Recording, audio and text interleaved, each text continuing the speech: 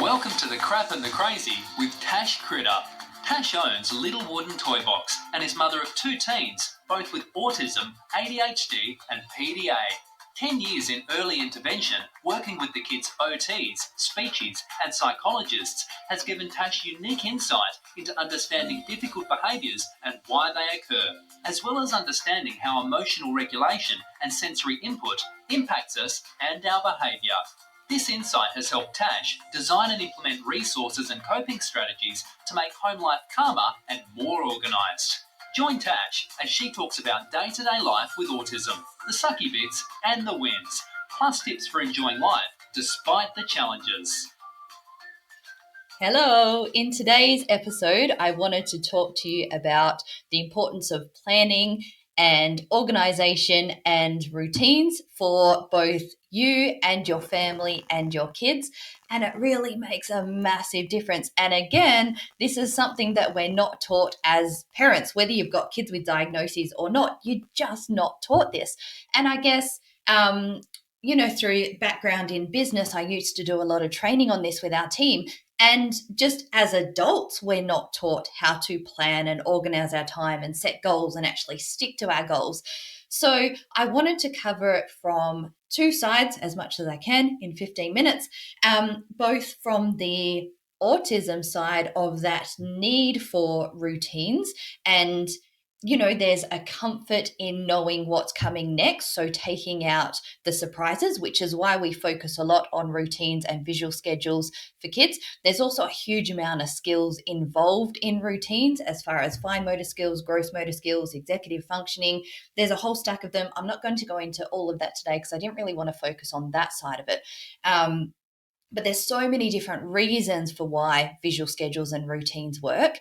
And for visual schedules, they take away the pressure of remembering what to do in what order, so our kids can see in order the sequence of events that need to happen. So as far as we used to have them for getting dressed, for how to make your breakfast, for getting ready from waking up through to getting out the door. Now, I didn't know all of this probably till 7 years ago. So my kids were 7, 8, 9 by the time we actually started using these picture strips and routines. So I guess we had so much to focus on in the early days.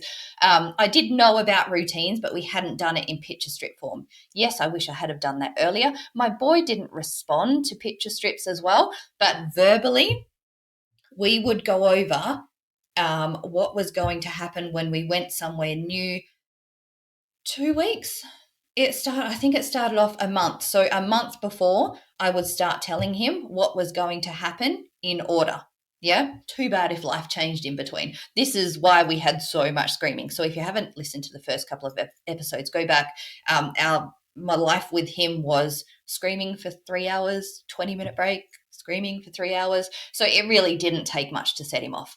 And I still do it now. And I think that's really helped my girl. So by 2, I must have been repeating myself over and over and over as far as routines went. But this was verbally rather than anything written or planned as such. And then that's just become a habit for us. So when my girl came along and got a little bit older, she was so used to the verbal repetition of what was happening that day. And I still do it now. So they're 13 and 15, and I will probably run through the morning verbally anywhere from 5 to 10 times. Yeah. And I guess that as well has become a security blanket, for lack of a better term, in that they know what's coming. And yes, they get annoyed at me now, but if I don't do it, I'm forever told, well, you didn't tell me. And then they're angry at me. Yeah. So, yeah. Anyway. From that, so getting across how important it is for our kids, because with ASD, they don't cope well with change. So you really need to focus on what's coming next. So it takes out that surprise. So you just don't do surprises. Surprise equals change and anxiety and excitement and meltdowns at the end of the day. It does get better. But going through those routines and keeping life as similar as possible from day to day, as far as in the morning, we do this in this order. Now, that doesn't mean all three of us do the same thing at the same time. There's 2 showers and 3 of us. That's not going to work, yeah? So my boy has his schedule. So he's got his time that he gets up, and it's the same every single day, even to the point of similar conversations at the same time each day, yes? So for us, which may be different for you, we have never worked by clock time. We work by order of events. Does that make sense? So it's not 7 o'clock we get up, 7:20 we have breakfast, 7:30 we get dressed, that sort of thing. Like time limits, constraints have never worked well for us. So you'll need to find what works for you too, and what works for your kids, your family, your classroom, your therapy room, whatever that looks like for you. Yeah. And in having these schedules, it means our mornings or afternoons or night times flow. There's no surprises. And it's just an element of we can rest in that routine. We know what's coming up, and you have the calm. Yeah. So, as an example of not calm, my girl starting high school this year, which is when she ended up getting diagnosed with the ADHD as well. It's a whole nother kettle of fish, but it's why our strategies with what we were working on with ASD just weren't working. A bit more to that, but again, I'll go over that another day. So, in starting high school, there's a stack more pressures. They're moving classrooms. There's different expectations. So instead of one teacher, there's now what, 6, 7 or more teachers. So expectations from all these different angles. She's having to organize herself throughout the day, have the right books for the right subjects because it changes each day. Whereas at primary school, you've got your drawer and your books and everything's already at school. Charging the laptop, like there's a stack more responsibility in going to high school. And everything went to poo. Yeah. So it was a really hard five weeks, term 1 in general, this year.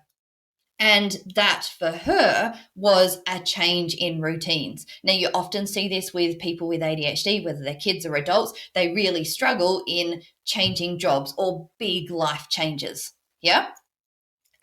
So again, having as much or as many routines as possible in place. So we did go back to visual schedules, not with pictures, because that's, she's almost 13. That's too childish for her. So keep that in mind as well with the picture strips and whatnot. When they are too childish for them, then you take the pictures out and just go to words or, just see how they're responding to it as well. Because you don't want it to be something demeaning for them. You want it to be a tool that they can use. So we went to colors. So we got the whiteboard and then I just cut out the file dividers. Let's just go with cardboard. So I had the colored cardboard, wrote on there the different things she needed to remember each day as far as packing her bag, uniform, whatever else, because on sports day, you've got to wear a different uniform, all of that stuff. So for her, and it was so rough for that 5-week period because I didn't know how to fix it. She didn't know how to fix it. She wasn't coping. So there's an element of trial and error. That's what I'm getting to. Yeah. So what works for us isn't necessarily going to work for you, but the general concept of routines and having those visual structures in place will help. Yeah. So having 2 teenagers, we also had the whole overall family challenge of my boy terrible at organizing, which I think is just a general teenage thing. It's a life skill they have to learn because they're becoming more independent, not relying on us as much, but then forget we're the ones that drive them. Yes. And pay for stuff still. So he will plan something, but not actually plan it. So he'll discuss it, may or may not mention it to me, and then on the day expects it to happen where nothing has gone into place, none of the parents knew, that sort of thing. Yeah. So we had that going on. We also had Miss doing the same thing where she may have shown me an invite in the car, which means I'm driving facing forwards. She's behind me facing forwards. She may hold something up, but not actually tell me about it. Yes. And that for her is, I've told you, this is happening. So we've got all sorts of things going on. So that obviously doesn't work when there's one of me, 2 of them, and we've got 3 things planned on the same day that none of us knew about. So we ended up getting don't mind that pop-up. We ended up getting a massive whiteboard. And this is the best investment ever. It was just Officeworks, $120, something like that. So it's a flip side, a double-sided whiteboard. So I used the permanent marker on one side, did a whole grid, and it fits the term. So it's got 10 weeks across and then the days running down in columns, yeah? Days of the week. So on there, we've each got a different colored marker. As soon as something comes up, it goes on the whiteboard and we can all see. So they know now, and that's a really good life skill for them to, once I know about something, I've got to tell mum, oh, we actually had a sticky note system first, but that didn't work so well. It still runs in place now. I'll go through that in a sec. But now when something comes up, so the invite it's magnetic, yeah? So it gets pinned to the board. This is for Miss.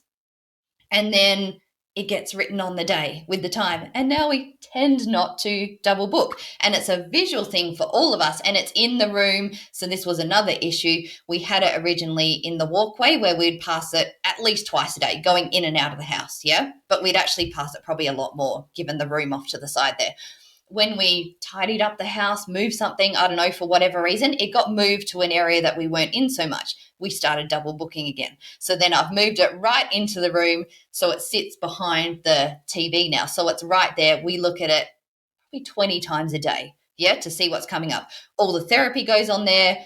Anything new at school, anything going on the weekends, it's all on a board that we can all see, yeah? And if it wasn't written on the board, then it's not going to happen. So they've learned this as well. Again, trial and error. The sticky note system, that's actually a really good system. So my kids like talking to me when I'm in the shower, when I'm on the toilet, when I'm driving the car. My hands are not near the planner. I'm not writing down your life goals right now, yeah? So they've got to write it on a sticky note. Obviously, this doesn't work in the car, so they've got to remember to go home and write it, and then they'll stick it to the screen. Now, Miss, my girl's so funny. I don't know how much of it is passive aggressive. I don't know how much of it is just her personality and dry sense of humor, or whether she was just pissed at me. I don't know. So for her one particular event, I must have forgotten to do something about it. I can't even remember what it was. So I told her to write a sticky note. So she knows the sticky note system. I come home, so I hadn't looked at my desk area before dropping them off to school. So this must have been when I was in the shower in the morning. She's gone and done the sticky note thing. I've come back to my desk after dropping them off, and I've got 3 screens because I design. Yeah. So anyway, 3 big screens. She's done about 7 sticky notes and stuck them all over my screens. I think the wall, probably the mouse as well. So everywhere I look and touch, there's her note. So I thought that was pretty funny. But she doesn't mean to be funny. If you actually laugh, she takes offense to it. Like, she gets upset. So, yeah, we pick our battles on that front too. But she's a funny kid. Anyway, went off on a tangent again there. So the only other bit I wanted to cover on this topic, so we've covered the kids as far as their routines go, whether they have the visual schedules or written out or color coded, however that looks, the family planner. So that's definitely an important one so that we're all on the same page, quite literally. And then I have my own personal planner, which I have released. It's on the Little Wooden Toy Box website. So we cover a lot of the mindset and values work. So all the behind the scenes stuff of why when we set goals, we don't necessarily carry them out and achieve that goal. Yeah. So that, again, I will cover that in another episode. But having a place all in one where you can plan out your life and your kids, even down to meals, bills, expenses, all those things that sneak up on you. And I guess things that sneak up and you stress you out. Again, it's the no surprises, yeah? So if you can get into the habit of recording, so I plan for, you do your overall goals at the beginning of the year, and yes, these change, so you're making sure you're always working towards your goals or adjusting them, but then we bring that down into the term planner. So that one I don't use in the one I've designed. I use that on the board for all of us to see. Then we have the monthly planner. So this is where I can plan out the expenses, I can budget, I can know what's coming up. I know how much time I've got to build people's websites. I know how much time I've got to spend on products and recording and these podcasts and whatever else. So I can plan out my month because I've got a fair idea of how much time each task takes me. keep in mind as well when you're doing something new, learning something new, that will take time to adjust and get used to that. Then I sit down and plan my week. So I know exactly what I'm going to cover this week. I know what meals I'm doing for each night.